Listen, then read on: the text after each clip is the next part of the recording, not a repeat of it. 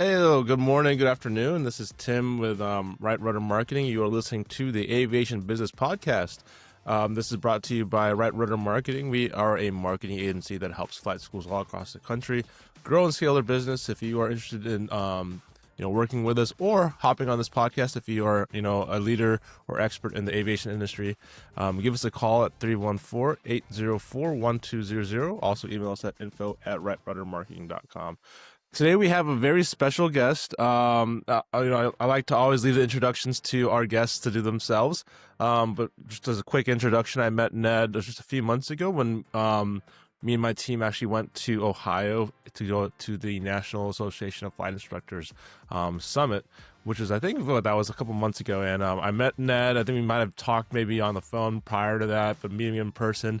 And then also later on, I learned a lot more about what he does. And he has a lot of good insights about how to run a business and finance and things like that. So without further ado, Ned, can you give us a small introduction and Sure. tell us who you are? Yeah, Tim, thanks for having me on. I really appreciate this. It's always fun to do these without fail. So I've been in aviation for 40 plus years now. Was a pilot in the military, and then ran several of my own FBOs, and then transitioned into running my own consulting company. And I've been doing that it'll be 26 years come January 1st. So we're creeping right up on it.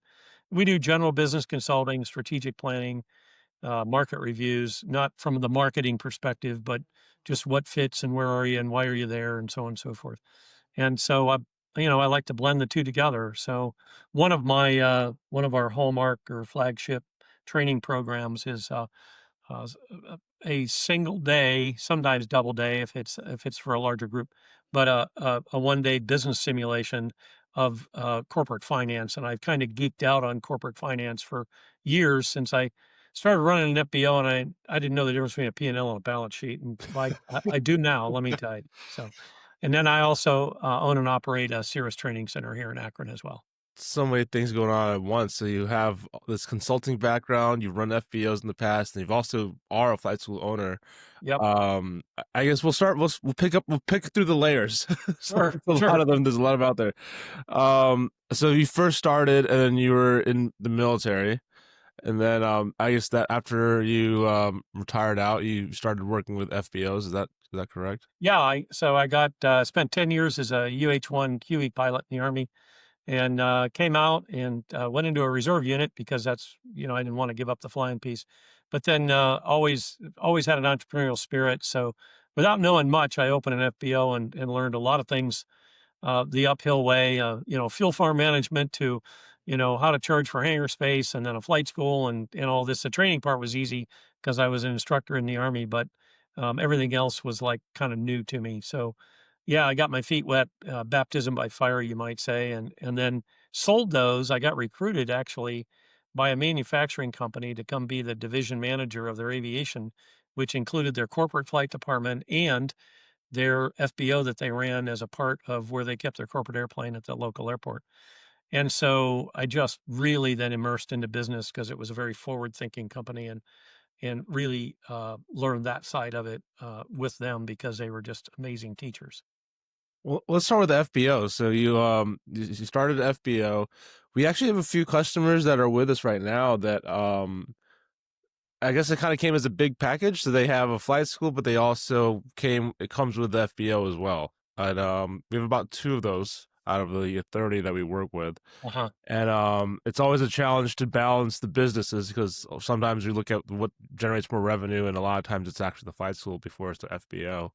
Until the FBO kind of grows to a point where a lot of I would say jets, Part 91, 135 come by, and then a single fuel cell can pretty much take over an entire day of a flight school. So Yes, it can. let's explain a little bit about running an FBO and kind of the challenges that come with it, and then another piece to add to this too is, Right Rudder Marketing, we primarily focus with flight schools, but we're actually looking at expanding probably in either Q1 of next year to really look at servicing FBOs as well. So I'm also curious to know some of the challenges and pain points that FBOs have and how we can help them out. Yeah. So when you look at an FBO and you kind of stand back away from it the first thing I look at is, okay, what kind of an FBO are they? Are they a flight school FBO? Are they a fuel sales only FBO? Do they have maintenance? Do they have certified maintenance as far as a 145 certificate or some sort of service center for a brand? Kind of where are they? Where's their focus? And what I find a lot is they don't have a focus, which is a huge part of the problem. And then also, does does that does that FBO ownership come with airport management, or are they on an airport that has separate management? And if they have separate management, how's that relationship? If they're managing it, then how do they balance the management of the airport, which is a completely different animal, with the operation of the FBO with a ton of overlap? And then if they have a flight school folded into that, just where are they going and what are they doing, and trying to understand the different markets that they have available to them. And that is one of the big challenges, is where do I put my focus today? And why do I put it there? Everybody wants the big sale, but I will tell you, I'll take 10,000 drip sales opposed to one big sale, because I can lose the big sale. Losing one drip sale, it doesn't kill me. Yeah. So, so there's that piece of it as well. Yeah, I think there's two things I have to respond to that. And first one is, like, you mentioned about focus. And I think us as business owners, we only have 24 hours a day, but we have probably 80 hours of work per day that we need to get done. So really, my mentors have told me that, you need to focus on one thing per, maybe quarter or per month or per week. Right. Right. Otherwise you're going to just lose yourself. And I think it's, Right. there's a lot of people will get overwhelmed, and it's not the best. So, pick one thing. We call that the core four. So 4 things to work on, and, say a quarter or something like that. The second one was about, this is more about valuation of business, more so than actually running a school or an FBO. But so I'm not really looking to sell the company, but I have talked to a decent amount of investors and also people that are looking at buying flight schools or marketing agencies. And one of the factors that come into, when they evaluate your business is your customer base. So if more than, I think, 25% of your revenues from one customer, that's a big red flag. Big red. Yes. Yeah, because then if that one customer leaves you, then that's 25% of your revenue or more. So yeah, like you said earlier, you'd rather have 10,000 drip sales than one big jet fuel sale. Well, yeah, and I mean, we can use some current events as an example here. If I was looking at an FBO that really leaned heavy on all their, military traffic coming through, and they had the military contract, and that was a huge piece of their sales. I got news for everybody: the government just went through a shutdown that was not pretty, right? And everybody was stopping everything, and so that's actually, people think the government market is great. It's actually pretty fragile, because it can turn itself off and on at will. And if you don't understand kind of how that can work, you can get yourself into trouble. I'm not saying don't go there. I'm saying you better go there with your eyes wide open and understand, what can happen. And a lot of places go, oh wow, I won the military contract and I'm going to sell a lot of fuel. Well, you probably will, at a reduced margin, but that's okay. That's fine. There's a balance there. But then my concern is, does that become, of my, let's say, jet fuel sales, does that become more than 15-20% of my total jet fuel sales? And then I start to sit back on my laurels going, look at me. And I go, yeah, and the government just shut down for what, 6 weeks or whatever the number is. I don't even know. I don't know, it's like 4 or 5 weeks now. Yeah, something crazy like that. So that's the other thing, is what's the risk, which with everything, every single customer, I'll get it out. Yeah. And that would be true whether I'm looking at the maintenance side, the flight school side, the fuel sales side, the hangar side, the transient, exactly what mix is going on there. Yeah. So I guess let's kind of break down some of the FBO stuff too. So, we talked a little bit about, having more than just one customer. But that's also where a lot of your consulting then kind of evolved from. It's like you're working the FBO market and FBO industry. I guess you ran a few successful FBOs, and then Yeah. you've taken this knowledge to really transform this into your own kind of consulting group. That's if I'm following your history or your Yeah, timeline yeah, right. absolutely. And I really focus on the FBOs that, well, I'll work with any FBO, but we have a very interesting focus on those that either also manage the airport. So usually in all cases, those are non-airline airports. And almost all of those are uncontrolled airports with no tower, which is fine. But it gives you a lot of flexibility into what you can do from a business standpoint that an airline airport makes it much more difficult. You have different security concerns, different things you can and can't do, which changes everything. So, because that's what primarily my business was in. We had 4 different FBOs, 3 of them in uncontrolled, one at a controlled field. So I could certainly help controlled field FBO with their focus. And there's things that we just won't even consider for them to do because they're at a controlled field, especially with an airline, not so much without an airline. But 139 airport is going to have a big difference. And then if you're also in the airport management side of it, and you're doing that under some level of contract with the county or the city or whoever owns it, that's a whole nother level of skill sets and focus that people need to look at. And that's what we really sit down with these folks and try to help them understand that so they can be profitable across the wide berth of it instead of Mhm. just halfway at all of it. Does the business change if it's if it's a private airport versus a public airport?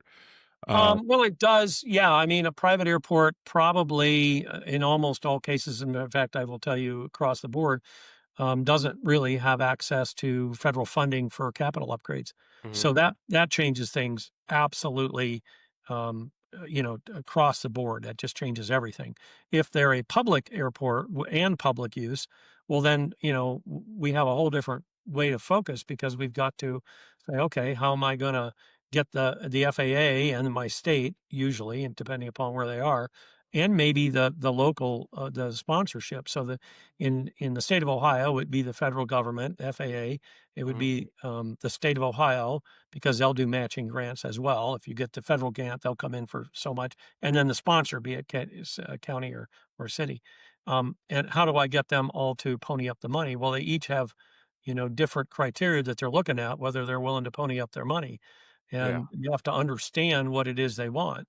The thing that I find, Tim, across the board, whether it's a flight school, an FBO, or a combination or whatever, especially at a small city or a small county airport where you have people going, what's the economic reason that we own this 1 mile piece of asphalt, right? And what I find is folks in aviation have done a very poor job of making the airport a asset of the community. If I look at places and I say, you should be having Toastmasters meeting here in the morning. You should be have Kiwanis meeting here for lunch. You should be having the Chamber of Commerce here for different events all the time. Make this a place of destination for the non-aviation taxpayer to say this is an asset to the community. No questions about it. Do you have land over there that can never be used for aviation use? Yes. Why don't you have county buildings over there or something else going on? So there's those things to look at. That's not only just about revenue for the airport, revenue for the FBO, but how do we make it an asset to the entire community to where if you have one politician or one person stand up and say we should get rid of the airport, everybody looks at them like they're out of their ever loving mind because it's a community asset. Why would we do that? It'd be like getting rid of the library, right? Or getting rid of that stretch of highway out there. You wouldn't even dream of having that come out of your mouth. So I think we really need to have another look at that and say, we've got to be a community partner, not just an airport. Yeah, I feel that in my experience with just airports and like the community around it, um, it's really seen as a nuisance or something like that because of the low overhead planes. There's a lot of noise complaints, noise abatement procedures that we have to follow through. Very rarely do I see a community focus on the airport. And I remember being at Redbird. This is Redbird migration, and I think it was 2025. I think it was actually this year, and we were talking about building a community within the airport. So this means involving, the Chamber of Commerce, involves having the police come up and show up and see the area, firefighters especially. If you ever have an airplane accident or something like that, you need to have first responders on the ground ready to go. And if they Yep. have, if you the airport owner or FBO manager or even the flight school have connections with the local government, especially the firefighting department, they're going to be on your side. They're not going to be like, oh, it's the airport, I guess we'll go here. It's more so an actual defined relationship, and having them to come there. And I actually like the idea of it's not just for airport use either. You can use, I think even in St. Louis, we have a bigger airport, class Delta, and not there's a lot of business. It's really weird because it's two parallel runways, but then actually the businesses are in the very middle. So then you're able to access all the businesses via a road Cool. before the landing strips, and then you're in the very middle is it's a community of businesses with their whether they're flight schools or surveying companies or even we have rental car companies even there too to Yeah. serve the people that actually to come Yeah. here from out of town, especially because they do have some jet traffic and things like that. I kind of want to break into like the consulting part now, as we kind of talked about a little about the viability of an airport and some of the tips and tricks that they should have if you are running an airport or an FBO. Let's get into the consulting side of things. So when you take on a client, usually most of your clients are FBOs, correctly, or Yeah, well, FBOs sometimes we'll talk to. Depends if it's the sponsor, is it city council, county council. If they have enough interest to actually have a strategic plan done, or what can we do with our airport? How do we do that? Then it's working with those. And of course, we keep these. We sign a lot of NDAs, but a lot of times people don't want to know who's working and what they're doing, which is fine. I mean, I like it that way as well. But we really take a look at it from every angle. That does not include, and this is an important piece, what the engineering consulting companies will do, right? They're looking at clear zones and, the type of ground. Can this ground handle, the weight of a certain aircraft? And can we widen the runway? Should we? What's available? We don't look at any of that. That's out of our purview. We don't know it. We're not civil engineers. We don't do master plans, FAA master plans at all. We Mhm. say, hey, you know what?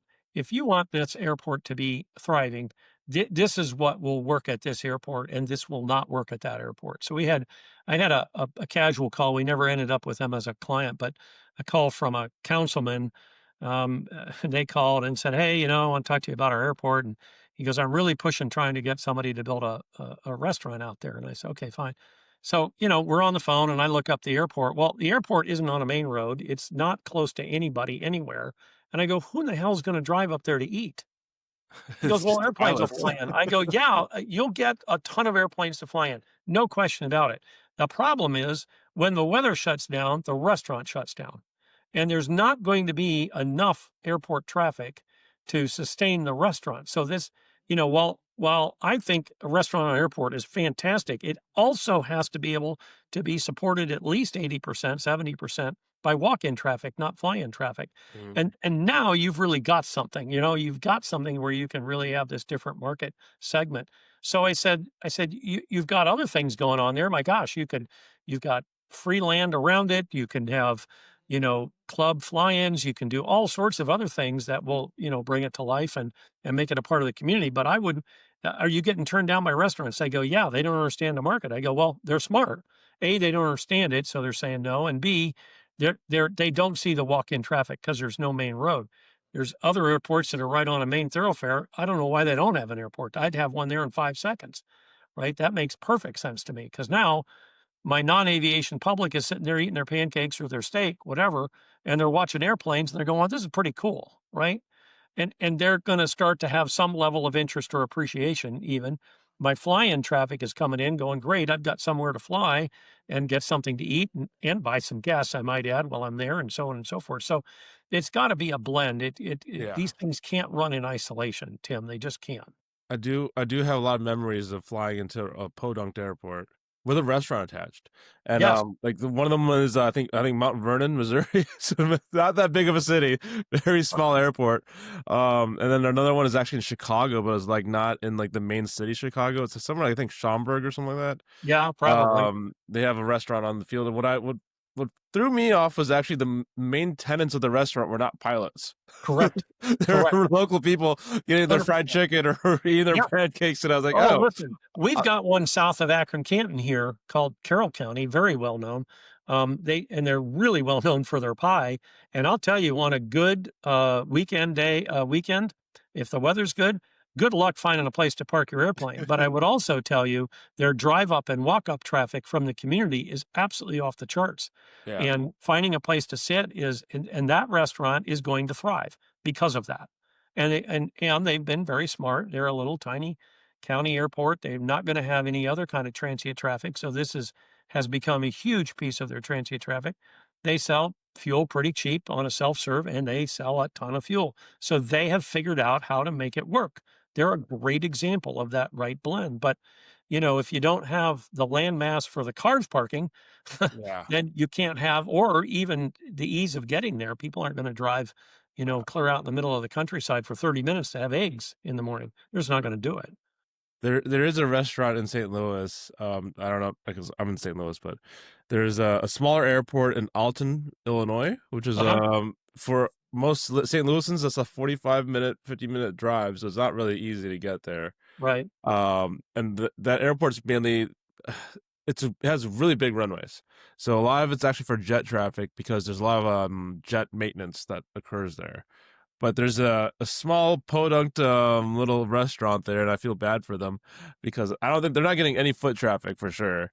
And they're posting on our pilot group, "Hey, here's our specials for our lunch," and they do this every single day. Like no one gives them any attention, So Yeah, yeah, so yeah. it's That's really hard when you're a single customer focused. yeah, What kind of we were talking about earlier, right? I've yeah, got to have a blend there to make that work because an airport is a unique piece of real estate for sure. yeah. Well, let's get into some of the finance part of it too. So Sure. I always like talking about finance. In fact, over here I have a book called Profit First. Yeah, it's a great book. This It's is awesome. that's what I run my business on. So, Yeah, but I think a lot of kind of transition not just the finance part, but also a flight school part. I think a lot of and this is my opinion, and maybe I'm mistaken, but I do feel that a lot of flight school owners don't really know business. I mean, I feel like they know how to fly. I think they're expert pilots. I think they're great people. Um, I think for the most part, this is what causes because they have no business, I guess, mentorship or coaching or knowledge. They get stuck in this sub $500,000 annual revenue cycle. So they have like 2-3 planes and they barely break even, right, or they're in the red, which is not healthy for anybody. right, right. And one of the things that I want to do is to provide the knowledge out there to help flight schools really get better. So not just through my marketing services, which is, by the way, I hope you guys choose them, but but in general though, I think there's more than just marketing. I think for business there's mindset, there's how you run your operations, there's the sales and marketing piece, which I usually focus on. There's also the admin, HR, finance part, which I have my own sets of training and mentorship from my own coaches that has enabled me to, I guess, scale my company up pretty quickly. But a lot of flight schools don't get exposed to this. So, you had showed me some cool graphics and charts, I think, a little while ago. If you're willing to share your screen and kind of go through some of the audits, maybe you might do with a flight school. What's some basic financial principles that I guess flight schools should be aware of? For example, let's talk about P&L. So Sure. one of the biggest reports as a big business owner should be their P&L, right? Like Right, what right. should we be looking for when we review our P&L, and how often should we be looking at our P&L? Yeah, so I think, well, let me answer that in reverse. Monthly, let's just go there. It should be reviewed monthly, but let me then dig into just some very simple pieces of the P&L. Um, if I look at a P&L from a flight school and I see as a revenue line aircraft rental, and I see a number, and I don't know where that rental income came from, we cannot make good business decisions. And then I see aircraft rental costs. So let's say it's a lease basis or whatever. So it makes it easy, right? So I spend, I give the owner $200 an hour, and I keep 210, or I keep the other 10 or 15 or 20%. So let's just easy math here. We rent it out for 225 an hour. We keep 25. The owner gets 200. Okay, great. Here's what I want to know though. I want to know that end number. I want to know what I'm getting off of that end number, not just all the airplanes combined. And they go, well, what difference does it make? I said, it makes a lot of difference. It makes a huge difference because you may have an aircraft in your fleet that's losing money for you because it's there and it's taking up space and it's taking up focus. and people aren't flying it. So then you're going to have an owner that's unhappy. Or if you own it yourself, you're now going in the red on a cash basis yourself. You know, so well, what if it's leased? What do I care if it doesn't fly? Because you're going to lose the airplane, and it's taking up space. Or you could move that owner into an airplane that flies more and have them a much happier owner. So it depends upon your structure of the flight school, but it doesn't matter either way. I want to know the exactly what I'm doing by airplane so I can make an informed decision. I had an FBO owner ask me, probably 4 or 5 years ago, and I think he had 10 airplanes, a bunch of Warriors. He had a twin. He had a couple of light sports. He had an Arrow. And he said, hey, as you're looking at my fleet, what would you advise me to keep and what would you advise me to sell? And I said, and he owned them all or most of them anyway.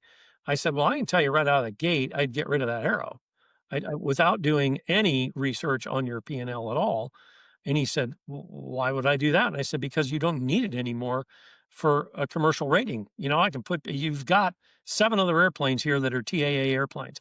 Why do you keep this high maintenance hog that is falling apart at the seams, hard to get parts for, is jacking your insurance out of through the sky? Because why would you have that airplane and how much money are you actually making on it? Well, it goes a lot. So I finally forced him to give me the numbers. He didn't want to do it. And then when he looked at the numbers, he goes, well, it's not renting very much at all. I said, I know it's not renting very much at all. You've got some emotional attachment to it because you're old school and think people should know how to make a gear go up and down. That's not where the industry's going. And if you want to make money, you're going to have to flow with the industry. Everybody's in your TAA airplanes because they go, why would I pay all the money for that old thing when I can be in a Cirrus or this other airplane that's a TAA or whatever you've got there? So it's those sorts of things that people aren't paying attention to. What am I making money on and exactly how much am I making money on it? So I want to see the P&L that's got sales, aircraft rental, and then I want to see a breakdown, right? The top line rental number and then by airplane. And then I want to be able to look at the bottom of the PL instantly, I might add, Tim, and say, okay, I can do simple subtraction here and know exactly how much money that airplane is making. And oh, by the way, if you set up your P&L properly, it'll tell you that without doing the math. It'll do the math for you. And I find too often that they don't do that, or they don't understand that they've got, $4,000 wrapped up in pilot supplies and they're doing a 0.2 turn on it. And they don't even understand what a 0.2 turn is. So you've got a lot of money wrapped up in stuff that's not selling because people are buying it offline now or whatever. Or you don't have the right mix, or, what am I making off the instructor rate? And what is my simulator bringing in and the other services you provide? And people just have this big number at the top and big number at the bottom, and they don't know where they're making money to where they can pump it up. And they don't know where they're losing money, where they should exit out. And that's the thing that I will tell you right out of the gate. That needs to happen before we do anything else. That is huge. You kind of threw, I guess, 2 wrenches in my reality here. So, one of them is TAA versus complex. So, I learned, I guess, for my training, whatever, I learned on the complex. I learned the gear up, go down, whatever. Yep. This is a gear, looks like a gear. This is a flap, looks like a flap. That's what I learned. But you're saying that in, I guess, more recent times, it's actually more profitable to skip that because of insurance and then just go full TAA with a glass cockpit. I mean, you'll find your insurance companies are a lot happier with that. That's for sure. It's interesting. I used to be in a flight club here where we owned our own airplanes just for my own personal flying, and I got so busy I just dropped out. But the one thing I kept telling them is, no, we don't need to have geared airplanes in this club. We need to rethink that. Well, it turned out that there's several insurance companies that if you're a club, they will not even quote you on your insurance because you have a geared airplane. Won't even do it. We'll say, absolutely not. We won't even give you a quote at any number. And now they'll still quote you if you're a private owner or maybe one partner on a geared airplane, but clubs absolutely won't do it. They just say, nope, won't quote the business, because in a club, the opportunity for a gear up landing is through the roof because you've got 15 people flying the airplane, and how good is the training and how current are they and proficient and everything else. So they're becoming a monstrosity in our flight training world. They really are. And I would tell you that on a single engine airplane, because there's just no need for it, I wouldn't bother with it. I would have a straight legged airplane and not bother.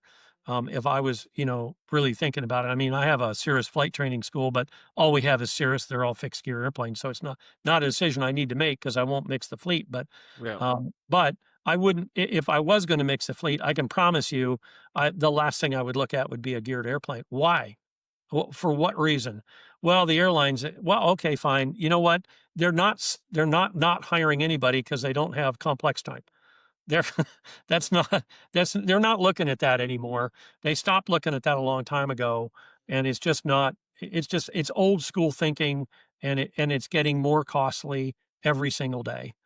The airplanes are down longer because it's harder to find parts for them. Even if you maintain it extremely well, gear mechanisms get old and wear out, and it becomes very costly to fix, or they fail when you did get the gear down. So I'm like, forget it. I don't want anything to do with it. It's not that I won't fly them, I will, but I I like think flying. for that environment, for a rental, a club, or a training environment, why go TAA? Take the question out of whether the gear is going to be down, lower your insurance rates, and focus your training and be better at it instead of taking a brand new student or a brand new instructor and they've got to learn a gear system or should learn a gear system, the emergency gear Well, extensions. eventually. And a lot of times they don't. So that's just one example of that focus of where we should be and what we should be doing. And then I also say that, and it's hard to do, Tim, because it's hard to get airplanes that are all this, fleet wide the same. But I think that as much as possible, these flight schools should say we're 172s or we're Warriors or we're Yep. Cirrus or whatever, right? Try to get your fleet as closely aligned as you possibly can.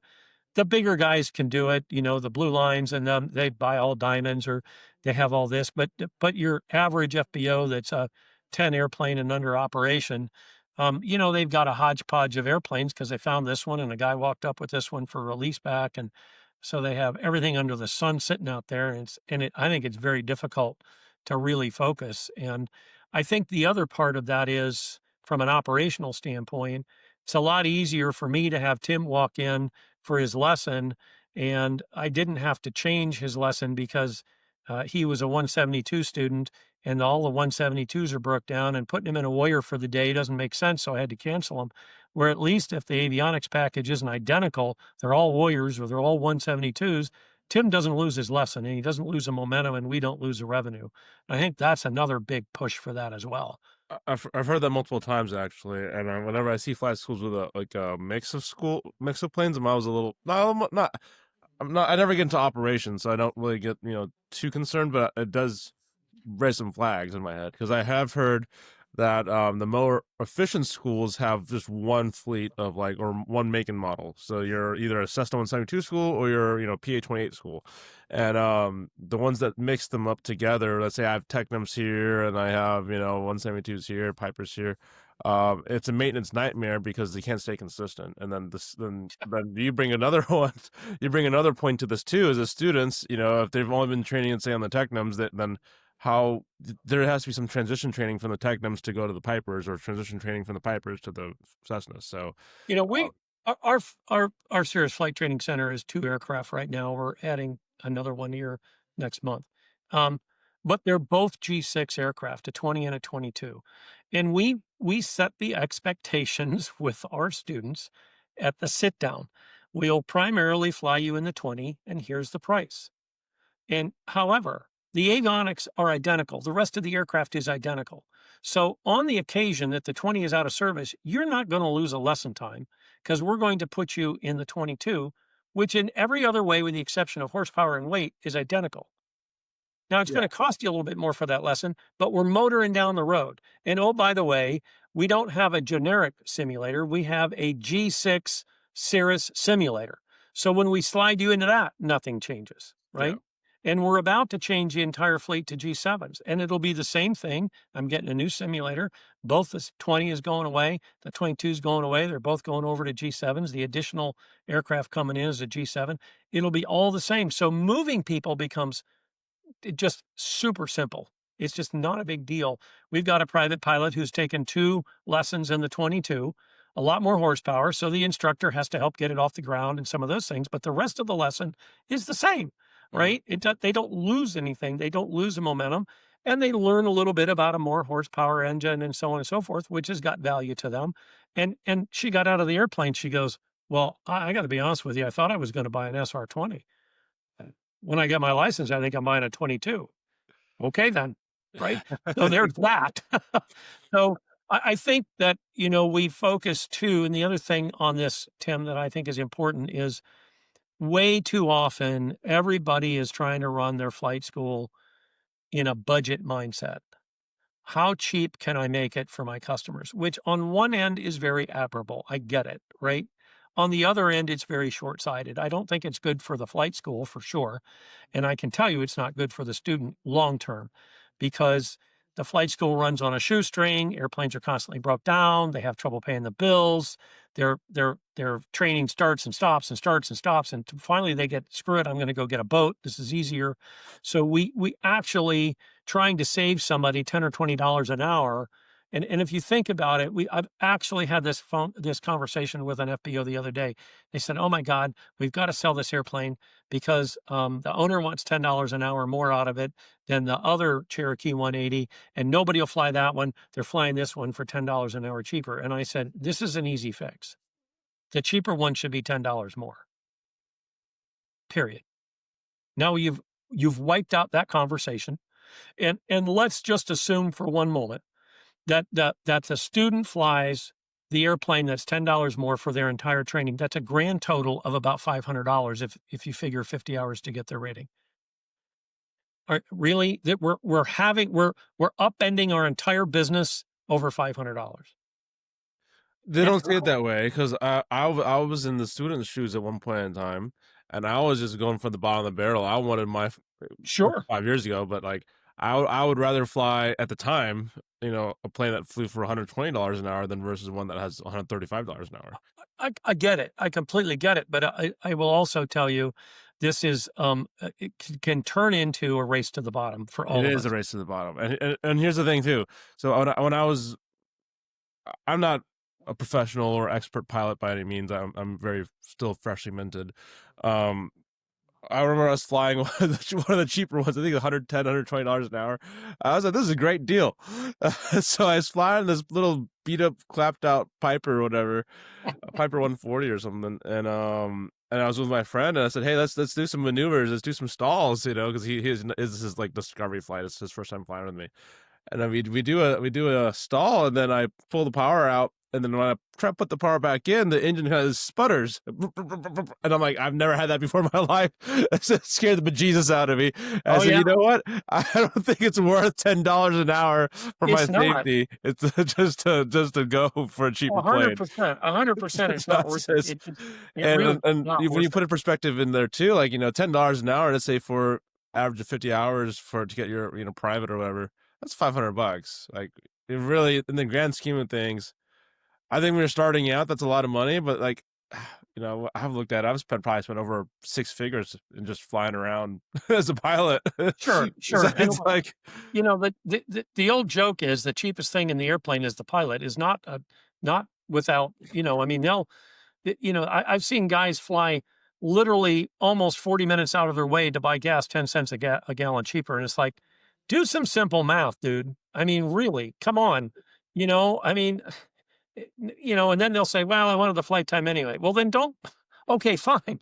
But then. I guess they're justifying it in that case. Right. They're trying to justify it. And look, I would much rather, and I told this flight school, I said, raise the $10 price. And then what you should do that you're not doing is really create this clearinghouse for your students to get scholarships, because money is left on the table every single solitary year. I'm in a nonprofit, and we actually struggle to get applications. Yeah. To give away money. Why aren't you out here having a monthly little workshop with all your students to come in, give them a free hot dog and a Pepsi, and say, here's all the places you can get scholarships. So we're going to help you write the letters and fill out the forms, and make up the $10 and be done with it. That's a better use of your time than scrabbling over the fact that you've got an owner mad because nobody will fly his $180 an hour airplane and everybody's flying the $170 an hour airplane, make the 170 and 180, which is probably where it ought to be anyway, and work to help them get scholarships. That'll help you better overall. And they look at me like I got six heads. I go, this is about focus of where can I get the best margin for what I'm trying to get accomplished here? Yeah, I do agree with the hot dogs and the to have a community at your flight school and do all that type of stuff. Jim, Um, you just said a magic word, hot dogs. community. Well, hot dogs, but community. Yeah. That's another thing I think airports and FBOs, flight schools, do a pretty lousy job of. Not only do we not make a community for the community, the non-aviation hell, we don't even make a community for our own community, you know? And it's like, why wouldn't you? I would want all of these people to be friends with each other. I would set up opportunities for these students and renters to connect with each other. Have a quarterly cookout, right? Run an FAA safety seminar and bring everybody in and feed everybody a couple of hamburgers and hot dogs. We're not. This is marketing money that you'd agree is pretty cheap marketing money. I Yeah, mean, compared to using someone like me, it's a lot cheaper just to have a well, hot. yeah, I mean, it should be a part of the overall marketing campaign, I'm going to spend 2 grand a month on marketing and I should spend 200 and, or 2000 and, make it another 150 a month, to run, a nice cookout and run some sort of an event where everybody learns together and they laugh together and they have a good time. They become friends and then is one of them as anxious to go, to the airport across town for $5 cheaper when all my buddies are here? Probably Heck, not, no. right? So there's another value we need to think about putting into this is Yeah. let's get them to know and like each other. I will say hot dogs and burgers. I mean, that's like what, $200 tops for. Yeah, I That's mean, not even like right, I am asking customers, and flights will spend $2,000 to $5,000 in ad spend, which right. is needed, by the way, too. But at the same time, like a $200 hot dog event probably gets you better bang for buck than. Oh my gosh, absolutely. Yeah, I 100%. still want to manage your ads, so please spend the thousands of dollars with ads with me. But no, Right. like I'm also very very very practical and realistic, and I also encourage, during my monthly meetings, I always ask either myself or my account managers. I ask them to talk to the flight schools and be like, "What events are you having this month? What are you doing for Christmas? What are you gonna do for Thanksgiving? Because like it's coming up right now." That's the conversations we're having with our flight schools. Like, hey, are you guys having like a Christmas holiday party? I mean, that's something think about. Right, and it doesn't have to be extravagant. Oh, You don't have to hire a caterer and have a free bar, and I mean, you don't have to no. spend $1,500, right?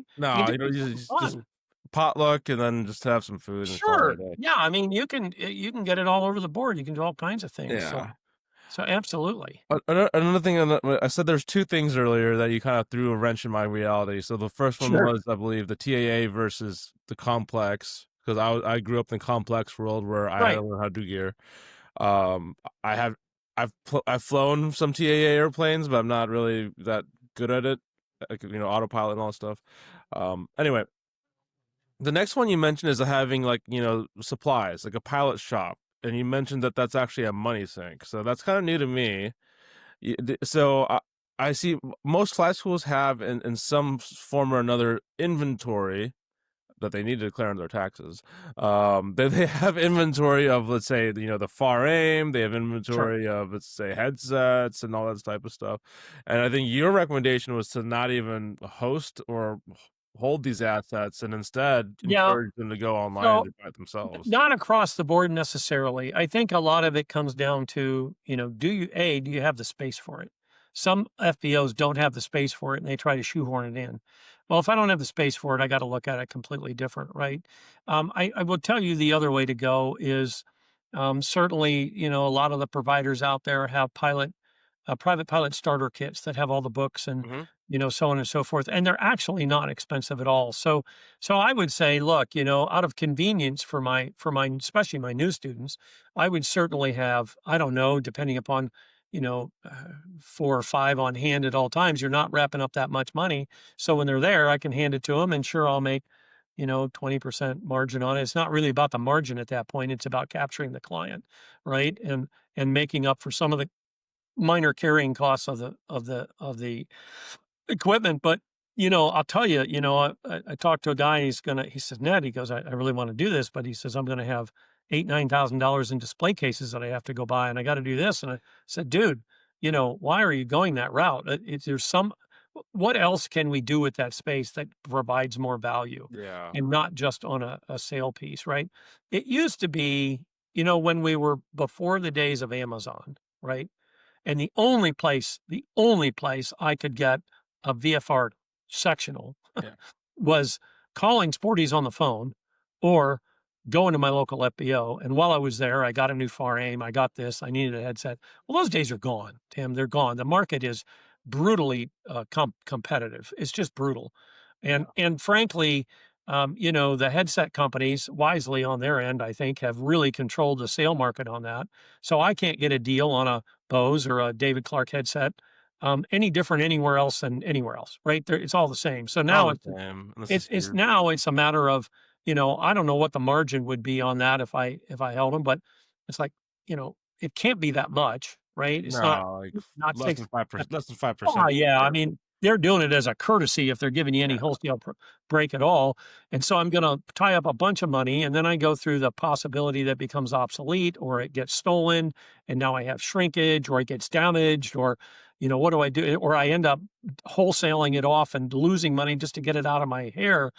So I tell people, have the bare necessities and if you're going to do something for especially your private pilot starter folks, having a kit I think is a good idea. And there are providers out there that will sell you kits at a nice little margin.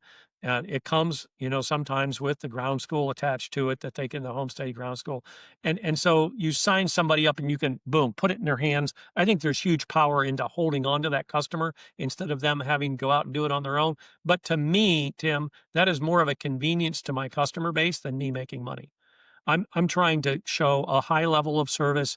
Yeah, I want to cover my costs and put a few pennies in the bin for my efforts. But what I'm really trying to do is make sure that they understand that I'm here to support you. And boom, I'm going to make it easy. Here's your kit, right? Instead Yeah. of you having to scramble all over the internet to find it. So that is what my recommendation is. And then sure, have a half a dozen far aims out there because they come new every year and a commercial pilot now needs it or this, Yeah, you got the problem with the far aim is they change the year every single once. Like right. Yeah. I this mean, was 2020. This is my first one, and then I'm like, right. Yeah, exactly. eventually I moved to electronically because I can't just keep buying the far aim every year. That's Right. Right. just Well, and that's the other thing, right? I can now get it digitally and I yeah, can have it on my iPad and I don't have to lug the book around. yeah. So the Although I think world has I think changed for your around first it. check ride for private, you should have the physical one.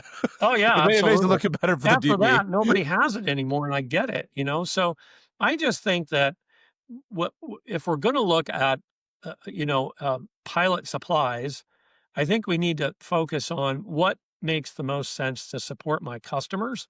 Not am I going to try to make some, $100,000 a year off of a pilot store because I'm not going to be able It's to not do it. happening. I do have when we were in, I think it was Terre Haute, whatever. Terre Haute. Terre Haute.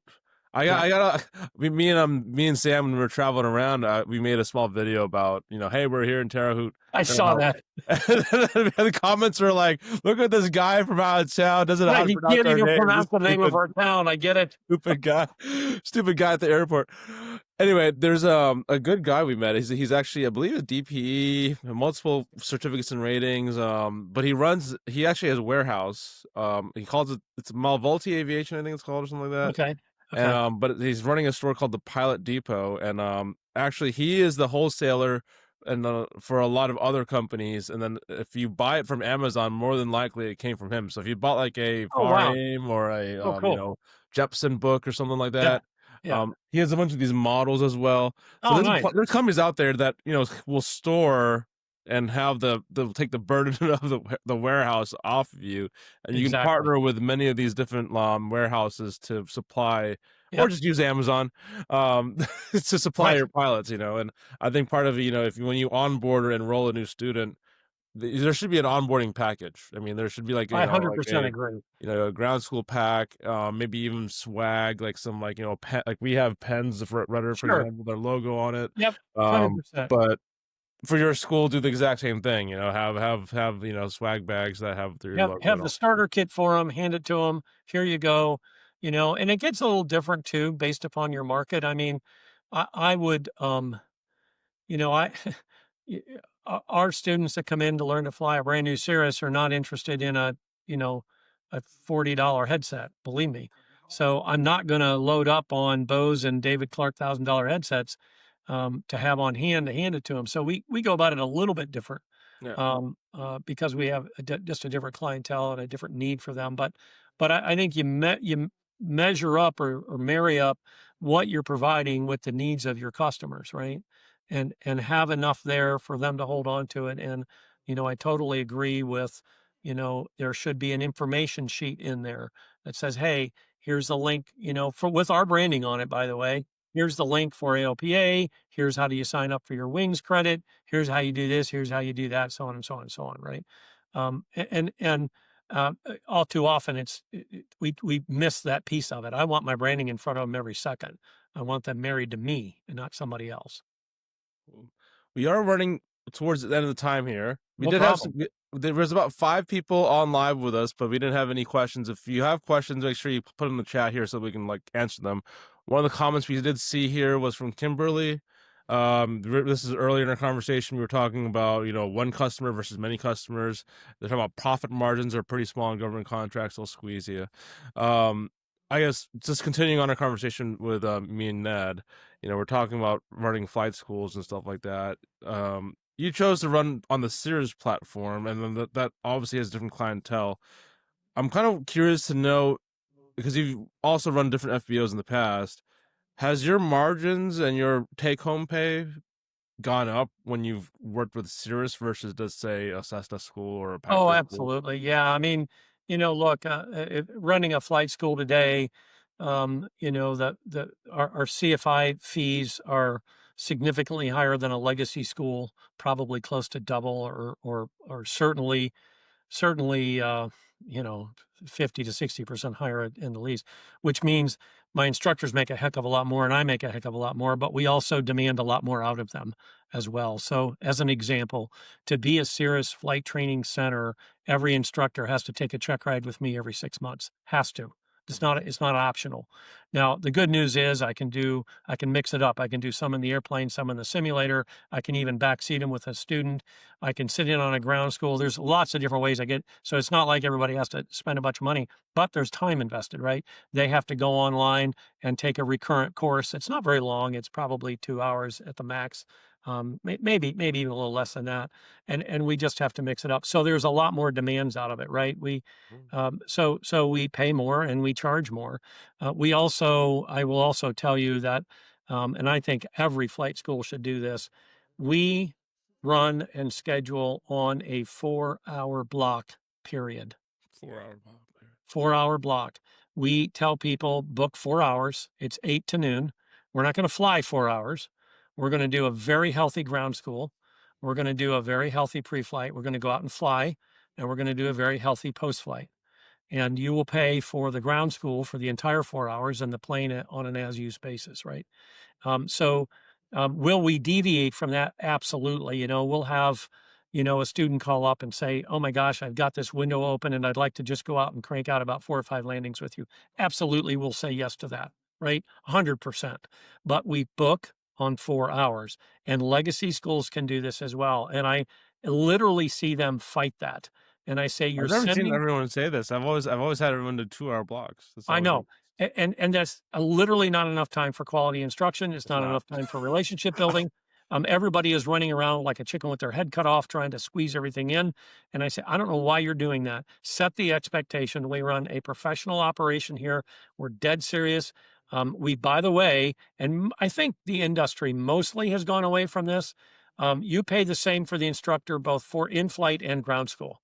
It Yeah, used to be it's usually the same. It's usually the same for most. yeah, it used to be. Listen, when I was getting started back in the 70s and early 80s, it used to be that there would be one fee for ground school and one fee for flight school. Well, guess what? Everybody said, well, then ground school is not important.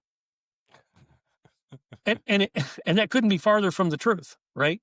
So the Yeah. value is the value of instructing, no matter how I'm instructing to you. It doesn't matter. Same for for the instructor in the simulator. It's the same price. It's one number across the board.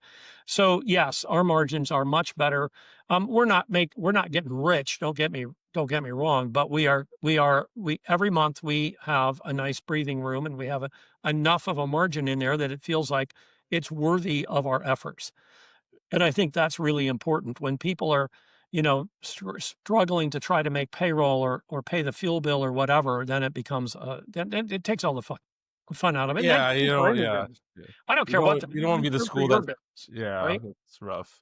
It I makes it rough. Yeah. But you're a great case study because I usually see most schools start to see more breathing room and I guess more profitability. Not really profitable. It's the same margin roughly, but they're usually able to see more take home pay and breathing room around 7 to 10 planes. But you've actually mastered to do this with 2 planes. 2 planes of a simulator. But they're also different Yeah. market because you are working with Cirrus and different higher clientele. Well, it is, but I also will tell you, we also, I would never run a flight school without a simulator. There's not a chance in hell. So the simulator is an integral part of what we do. Yeah. And the students are told, I don't care what the weather is, as long as the simulator is not booked, still come in. Look at the schedule. If you see the weather is complete nonsense, then and the simulator's booked, then have a conversation with your instructor whether it makes sense to come in for ground school or not. But if the simulator isn't booked and the instructors know this, automatically go book it for your student. So we don't want to lose the momentum, because that's the thing that, I think, what was the number? You probably have heard it too, just recently. 70 or 80% of It's a flight dropout rate, right? Yeah. I was thinking like high 80s, low 90s. Yeah, But people have they said 70 say, to me. I'm like, I don't think right, that's true. and they say that so many of that is because of starts and stops and loss of momentum. You have Yeah. 6 weeks of bad weather. I don't want them to lose momentum. I want them in here in the simulator. And oh, Yeah. by the way, we're teaching things we can't teach in the airplane. And our revenue stays up. The problem is a lot of CFIs don't like using the simulator because there's no flight time, and a lot of them are time I building. tell my CFIs you can either fly it when the weather's bad and have revenue, or not fly at all and have no revenue. Yeah, So what do you want to do here? exactly right. But we vet our CFIs very, very tightly, and we have a blend of CFIs who are never going to go to a corporate job or the airlines. They're more senior in nature. They're doing this because they love it. They probably have some other full-time gig, or they're That's retired. the best CFIs, man, is the one that do it for passion, not just to build Yeah, hours. and then we have a mix of young guys that are going to move on, and then we're very careful how we schedule them out as they get close to, and I tell them, be honest with me, as they get close to, I'm on the verge of a job, I don't start giving them private students. Yeah. Right?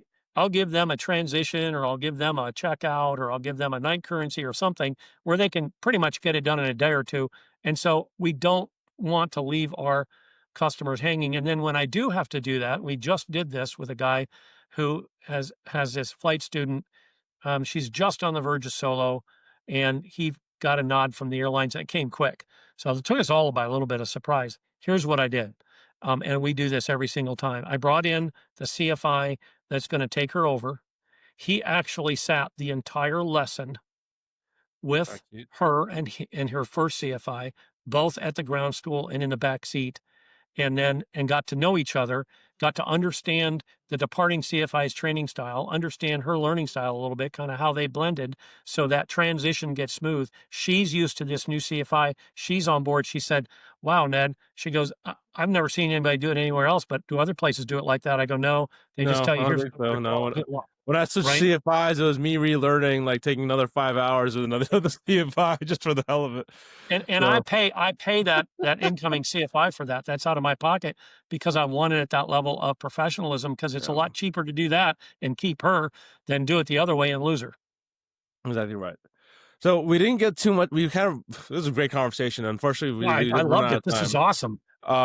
I wanted to break more into like your other business, which is kind of your consulting and financial management and mastery. Well, maybe we should come back and do it again. And the next, I guess we're going to try to close up here, but can you give us a brief intro about what your business does, how you help flight schools, and if you have a call to action? So most of our audience members are either I would say the majority of them are flight school owners or in the aviation business, whether B2B or doing some type of service for flight schools or FBOs. Can you give us a small rundown of Sure. what you do and give us a small pitch of what you do and how to get in contact with you? Yep. So Aegis 360 Consulting, I've had the business now for 25 years. It'll be 26 in January. And we focus basically on three areas that all blend together: the leadership, development, and the staffing of your group. How are they working together as a team? Do we have the right people on the bus, so on and so forth? Then we have our own proprietary method for strategic planning of the organization, where we gather data first. We come back with that data. We work you through a process, and then we add in what we see. And then we make sure that both of those fit with each other. So if you've got a team that's in disarray and dysfunction, and you come up with the best strategic plan in the world, it's not going to work because your team's in disarray. So if we don't look at the whole organization, we don't look at anything. And we do that either with the flight school, the airport, or if it's a blend, we look at a blend of that. We do this for a variety. We're all across the board, which I think is valuable to our clients, because what I learned with a manufacturing client may be a kernel that I can bring out and put with a healthcare client, or put with an aviation client, or put with a service client, depending upon who they are. Doesn't really matter. So that is our program. We do. We use a lot of tools in the background. We do some personality assessments. Sometimes we do a lot of surveys. So we're pretty big in the survey world. We'll do engagement surveys. We'll do customer service surveys, usually all blended with, those are almost all, most of them anyway, are in the strategic planning process, but we'll also peel them out and do them separately. And the one thing is important, Tim, is we don't, we have a process, but we modify it for every client. So it's not an off the shelf, one size fits all. Sometimes we'll tweak it this way or we'll tweak it that way based upon what the client needs are and kind of how they're structured. So I think Raul was your producer. He's been putting the website on the chat here. Yeah, but and A360C, so Alpha 360 Charlie, A360C.com. And we didn't get a chance to kind of go over like some of the specific stuff he does, but when I Sure. met Ned a few months ago and he was showing me some of the tools he was using, a lot of that echoed a lot of the training that I had, as far as, looking at your finance statements, looking at your personnel, looking at your core values. We've brought on our show in the past, like EOS, Entrepreneur Operating System. We've had a few people talk about that. It's not that, but it's very similar practices. So I think what I've seen as I've gone through business over the years are the successful ones are the ones that seek for help. The successful ones are the ones that look at mentors and coaches and consultants that have done what you've tried to do and have been successful at it, and you learn from them. So Ned Parks is a very great example of that. I think he's run insanely well businesses. He's running a great flight school over in Akron, Ohio. It's been a pleasure having him on the show. I'm going to go Fly Volatus right there, by the way, if it's his flight school. So if you are looking in the Cirrus market and you want to start flying the SR-22, or 20, check out Fly Volatus. And then we're going to wrap up here. Again, this is Tim with Right Rudder Marketing. You are on the Aviation Business Podcast. If you're a flight school, aviation business, you're looking for any help, give us a call, 314-804-1200. Also, if you are a aviation business and you just want to talk about your business and talk to the world, send us a text, send us an email, 314-804-1200, info@redruddermarketing.com. We'd love to have you on the show. Thank you so much, Ned, for being our guest, and I'm hoping to talk to you soon. Thanks, Tim. And the one thing every instructor says is more right rudder. More right rudder.